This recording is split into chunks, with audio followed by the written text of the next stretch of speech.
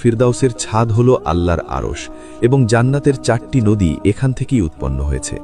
রাসূলুল্লাহ সাল্লাল্লাহু আলাইহি ওয়াসাল্লাম বলেছেন, তোমরা যখন আল্লাহর কাছে জান্নাত চাইবে তখন জান্নাতুল ফিরদাউস চাইবে, কারণ এটাই জান্নাতের সর্বোচ্চ ও সর্বোত্তম স্থান।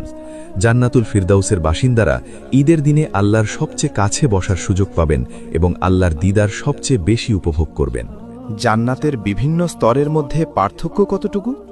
হাদিসে এসেছে জান্নাতে 100টি স্তর আছে এবং প্রতি 2টি স্তরের মধ্যে দূরত্ব হল আসমান ও জমিনের মধ্যকার দূরত্বের সমান। চিন্তা করুন, আসমান ও জমিনের মধ্যে কতটুকু দূরত্ব।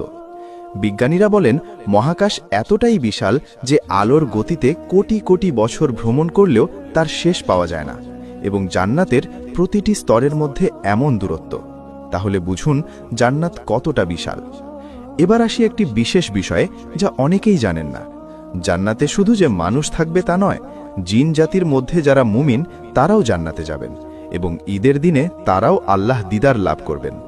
এছাড়া জান্নাতে ফেরেশতারাও থাকবেন যারা জান্নাতবাসীদের সেবা করবেন।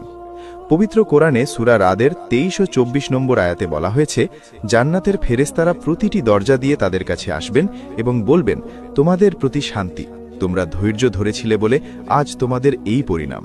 কতই না উত্তম। ঈদের দিনে এই ফেরেশতারা জান্নাতবাসীদের বিশেষভাবে অভ্যর্থনা জানাবেন এবং তাদের সেবায় নিয়োজিত থাকবেন। এবার একটু ভিন্ন দৃষ্টিকোণ থেকে ভাবি। আমরা বাংলাদেশে ঈদ কিভাবে পালন করি? ঈদের চাঁদ দেখার পর থেকেই আনন্দ শুরু হয়। চাঁদ রাতে মেয়েরা হাতে মেহেদি দেয়, বাচ্চারা আতশবাজি করে, সবাই নতুন জামা গুছিয়ে রাখে। ঈদের দিন সকালে ফজরের নামাজ পড়ে ঈদের নামাজের জন্য প্রস্তুত হই। ঈদগাহে যাই, নামাজ পড়ি, খুতবা শুনি, কোলাকুলি করি। তারপর বাড়িতে ফিরে সেমাই খাই, নানা পদের খাবার খাই, আত্মীয় স্বজনের বাড়িতে যাই, সালামি দিই, সালামি পাই। এই আনন্দ কিন্তু খুব অল্প সময়ের জন্য, একদিন বা দুদিন পরেই সব স্বাভাবিক হয়ে যায়। কিন্তু জান্নাতের ঈদের আনন্দ কখনো শেষ হবে না। প্রতি সপ্তাহে নতুন ঈদ, নতুন আনন্দ এবং প্রতিবারই আগের বারের চেয়ে বেশি আনন্দ। আমাদের দেশে অনেক গরিব মানুষ আছেন যারা ঈদে নতুন জামা কিনতে পারেন না, ভালো খাবার খেতে পারেন না। তাদের জন্য ঈদের দিনটা অনেক সময় কষ্টের হয়ে যায়। তারা অন্যদের আনন্দ দেখে মনে মনে কষ্ট পান। কিন্তু আমি তাদের বলতে চাই, আপনারা ধৈর্য ধরুন। আল্লাহ যদি আপনাদের জান্নাত দেন তাহলে সেখানে এমন ঈদ পাবেন যা দুনিয়ার সবচেয়ে ধনী মানুষও কখনো কল্পনা করতে পারেনি। দুনিয়ার কষ্ট সাময়িক, কিন্তু জান্নাতের সুখ চিরস্থায়ী।